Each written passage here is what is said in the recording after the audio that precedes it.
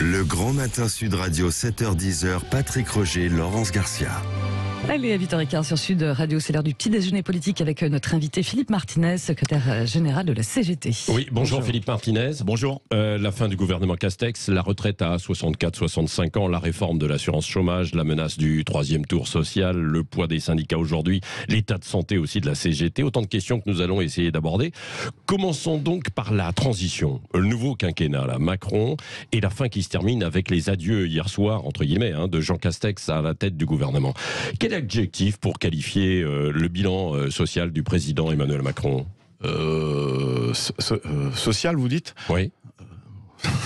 Moi, j'ai pas vu beaucoup de social, à part de la casse sociale, si vous voulez. Donc voilà, c'est un président de la République qui a cassé, ou qui s'est employé à casser tous les droits, ou en tout cas un maximum de droits pour le monde du travail, et pour privilégier ses amis qui ont beaucoup d'argent. Voilà, c'est comme ça. Et pourtant, vous n'avez pas appelé à voter contre Emmanuel Macron au second tour de la présidentielle. Donc, c'est votre adversaire, mais vous n'avez pas appelé à voter contre. Vous savez qui était en face. Oui. Un parti d'extrême droite, raciste. Et c'est ce qu'on a essayé d'expliquer. Il y a encore du boulot pour dire que ce parti n'est pas un parti comme les autres. Quand on prône la préférence nationale, ça veut dire que concrètement, si on parfois vous voudriez de la préférence nationale dans les entreprises pour avoir des marchés, non, pour avoir des marchés. Je crois que vous nous avez mal lu. Ouais. La préférence nationale, c'est dire qu'il faut virer nos collègues de travail qui n'ont pas les mêmes origines que nous, qui n'ont pas la bonne couleur de peau. C'est ça la préférence nationale.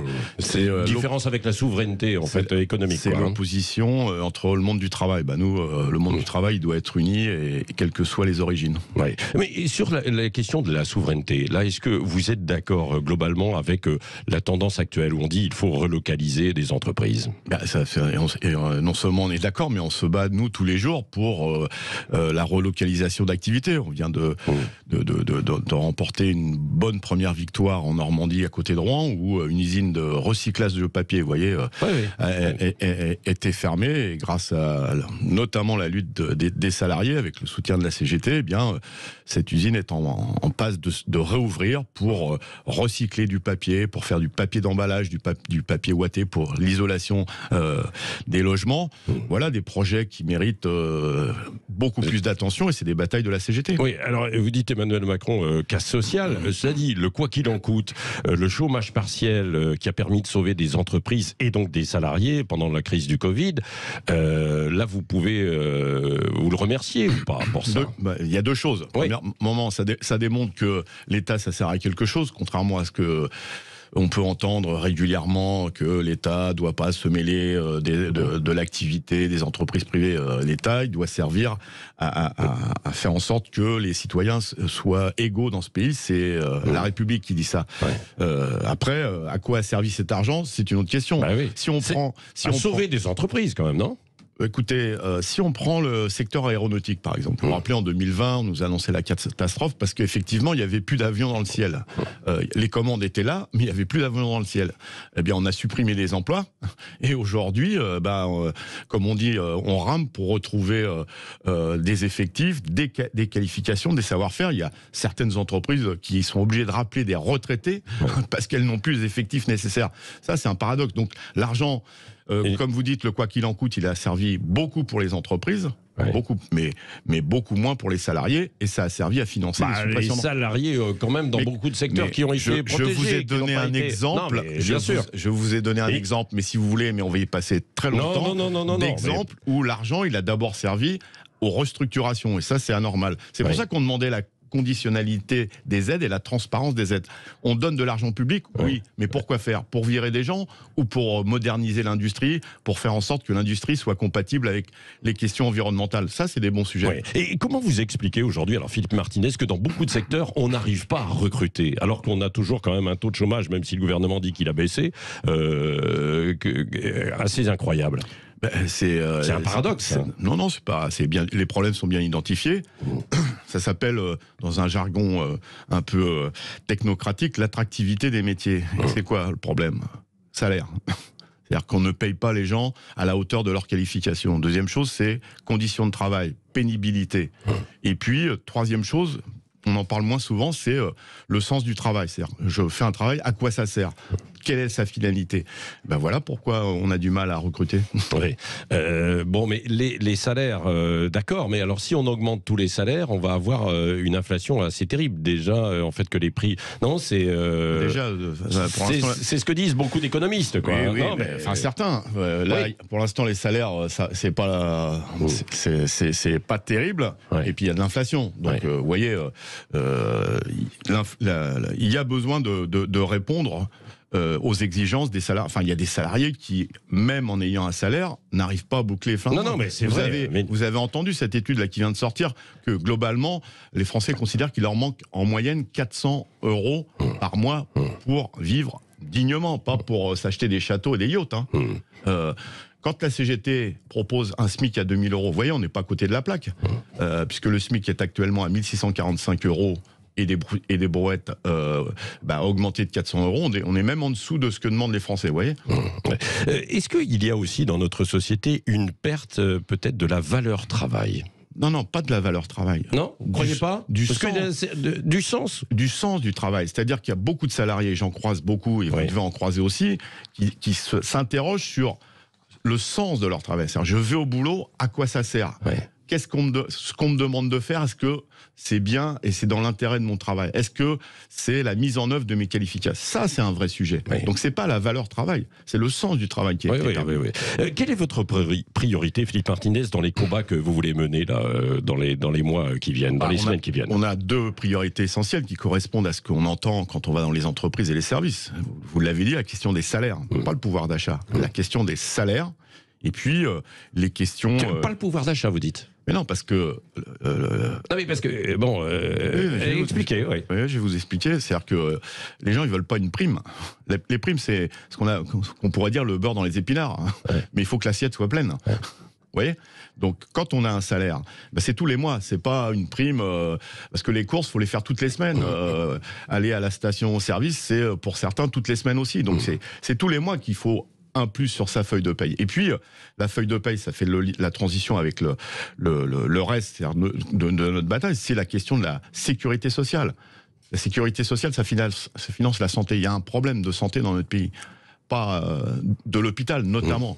Bon, et ça finance les retraites.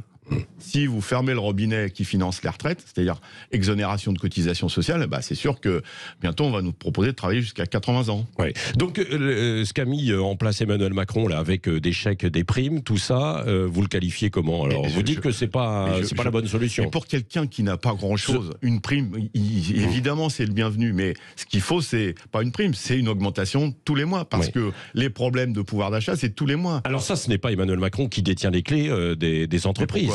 Pour augmenter les salaires. Qui augmente le SMIC ? Le SMIC, oui, mais les autres salaires. Souvent, ce sont les classes moyennes aussi qui... Comment ça marche ? Oui. Le SMIC, c'est la loi. Et après, il faut, quand le SMIC augmente, négocier dans les branches pour que les minima de branche augmentent. Nous avons proposé depuis des mois qu'il y ait une loi qui dise à chaque fois qu'on augmente le SMIC, automatiquement, les minima de branche augmentent. Après, il doit y avoir des négociations dans les branches pour, si vous voulez, pour prendre une image, quand on augmente le plancher, après, il faut négocier pour augmenter tous les étages. Parce qu'évidemment, si vous augmentez le plancher et vous augmentez pas le plafond, vous allez marcher à quatre pattes. Est-ce que ça doit passer par des négociations par branche et des négociations aussi avec le gouvernement, sachant qu'au début du quinquennat Macron, on a beaucoup dit, et vous allez peut-être en témoigner aujourd'hui, que le gouvernement et Emmanuel Macron voulaient passer outre l'ensemble des corps intermédiaires et dont les syndicats. Vous avez été maltraité. Tout le monde a fait le constat, pas que nous, vous aussi. C'est pas qu'on a été maltraité, c'est qu'on a été ignoré, parce que je pense que le président de la République considère que les syndicats, ça sert à rien. Voilà. Il vient juste nous chercher quand il y a des problèmes. On l'a vu après la mobilisation des Gilets jaunes. Mais c'est quelqu'un qui considère que les syndicats ne servent à rien. Alors, oui, il faut des négociations, mais il faut une loi, parce que la loi, c'est le symbole de l'égalité entre tous les citoyens de ce pays. Et puis après, il faut des négociations. Mais c'est pareil, il faut que les négociations, elles se passent pas 1 an ou 2 ans après l'augmentation du SMIC. Sinon, on a augmenté le SMIC au 1er janvier, on n'a pas encore négocié dans toutes les branches, il augmente au 1er mai, ça fait que dans certains secteurs, il y a 3 ou 4 niveaux en dessous du SMIC, c'est pas normal. Oui. Et beaucoup disent qu'il y aura un 3e tour qui sera social. Vous le pensez aussi ou pas, Philippe Martinez? C'est des formules, ça. Oui, je sais. Non, mais c'est pour ça que je vous demande concrètement ce que vous en pensez. Moi, ce que je constate, c'est qu'il y a des mobilisations. Il y en a eu avant les premiers tours des élections présidentielles. Il y en a eu entre les 2 tours. Il y en a encore. Il y a beaucoup de grèves sur les salaires en ce moment. Oui, mais vous n'arrivez plus vraiment à mobiliser, à la CGT et les syndicats. C'est peut-être pour ça qu'Emmanuel Macron vous a ignoré. Si on mesure uniquement les mobilisations aux manifestations, certainement qu'il y a moins de monde dans les manifestations, encore qu'au 1er mai, il y avait du monde. Mais il faut aller c'est dans les entreprises qu'il y a des grèves. Vous pouvez pas être partout, mais je vous invite à vous promener un peu dans les entreprises qui sont en grève et vous verrez qu'il y a des mobilisations. Regardez ce qui se passe chez Amazon. C'est la première fois dans une entreprise où c'est difficile, très difficile, et que les salariés ont dit ça peut plus continuer comme ça. Ouais. Donc quand on disait tout à l'heure que Emmanuel Macron vous avez ignoré, vous l'appelez à changer de méthode? Enfin, c'est lui qui dit qu'il va changer ça doit être la 5e fois qu'il dit ça. Non? Ou la 4e, changer, faut que j'écoute plus. Non, c'est vous le journaliste, c'est vous qui connaissez les paroles présidentielles.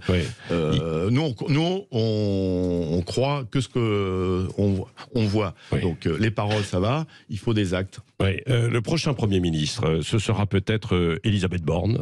Elle fait partie des noms, il y en a beaucoup d'autres. Qu'est-ce que vous en attendez, vous? Ce choix sera important quand même de la personne qui va être désignée. Si c'était Elisabeth Borne, vous avez négocié avec elle quand elle était ministre du Travail. Bien sûr. Ce qui est important, c'est qu'est-ce qu'on veut faire. Et donc, après, on met quelqu'un ou quelqu'une pour mettre en œuvre une politique. Ce que je constate, c'est que c'est beaucoup M. Macron qui commande tout. Donc, le Premier ministre, pour l'instant, c'était un Premier ministre, des fois, il n'a pas tout à fait les coups des franges, comme on dit, pour faire ce qu'il veut. Mais ce qui est important, c'est pas la personne, c'est qu'est-ce qu'on veut faire. Si c'est un Premier ministre ou une Première ministre qui veut imposer la retraite à 65 ans, vous comprenez que ça va pas se passer comme sur des roulettes, comme on dit. Donc ça veut dire qu'il y aura une mobilisation, justement. Vous lancerez des actions à la rentrée. Mais typiquement, quand Monsieur Macron est capable de dire avant le 1er tour et entre les 2 tours, je vais écouter plus, et qu'il a tous les syndicats, c'est rare en France que tous les syndicats soient d'accord, qui disent on n'en veut pas.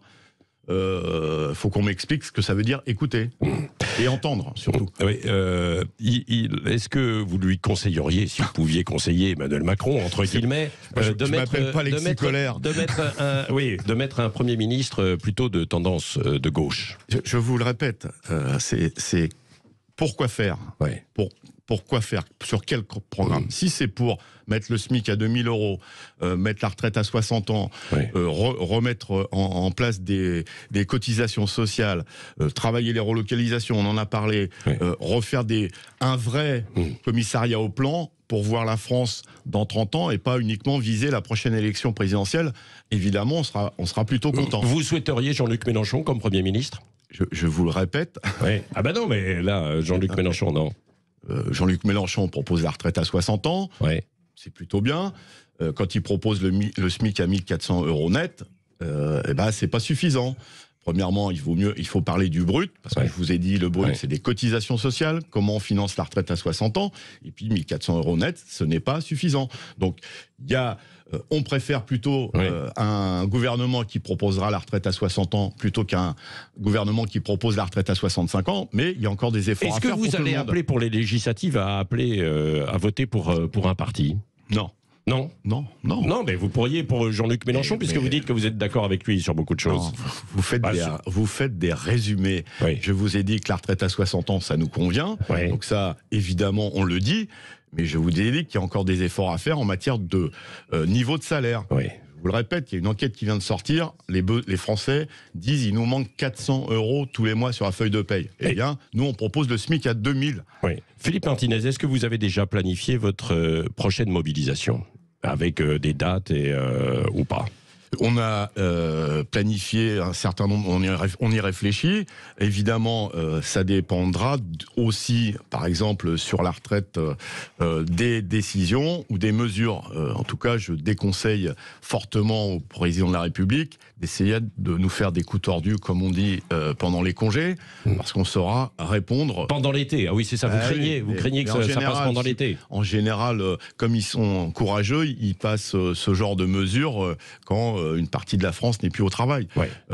Eh bien, on est vigilant et en tout cas, on saura répondre immédiatement à toutes les attaques qui viendront du président de la République ou du futur gouvernement. Ouais. Philippe Martinez, un mot sur la CGT, parce qu'il y a un journal qui titre ce matin que votre syndicat est au bord de l'explosion. C'est vrai ça ou pas? C'est un journal d'opinion, oui, qui s'appelle L'Opinion.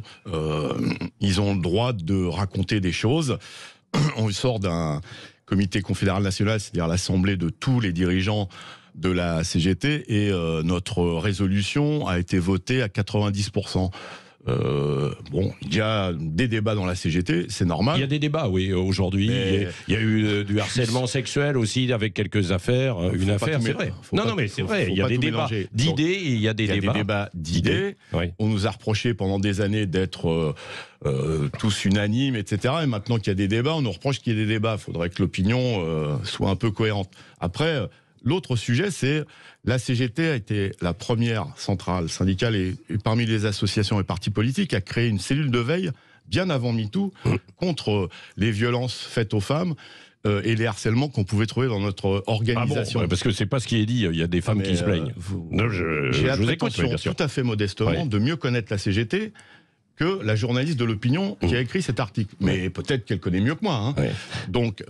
nous reprocher à la CGT, avec tout ce qui se passe en ce moment, d'avoir depuis 6 ans pris en compte ces problèmes graves de violences faites aux femmes, je trouve que c'est un peu osé et fortement déplacé. Le prochain congrès, un dernier mot, Philippe Martinez, le prochain congrès c'est au mois de mars. Vous êtes candidat à continuer? 2023. Non, pour l'instant on parle des candidats aux législatives. Mais vous avez envie de continuer aussi. Vous m'inviterez. En tout cas, vous avez compris que j'ai la pêche. Oui. Et vous m'inviterez le moment venu pour qu'on reparle de ces choses-là. Et peut-être avant aussi s'il y a des actions, puisque vous l'avez dit. Vous voulez, d'ailleurs. Merci Philippe Martinez, secrétaire général de la CGT, qui était l'invité ce matin de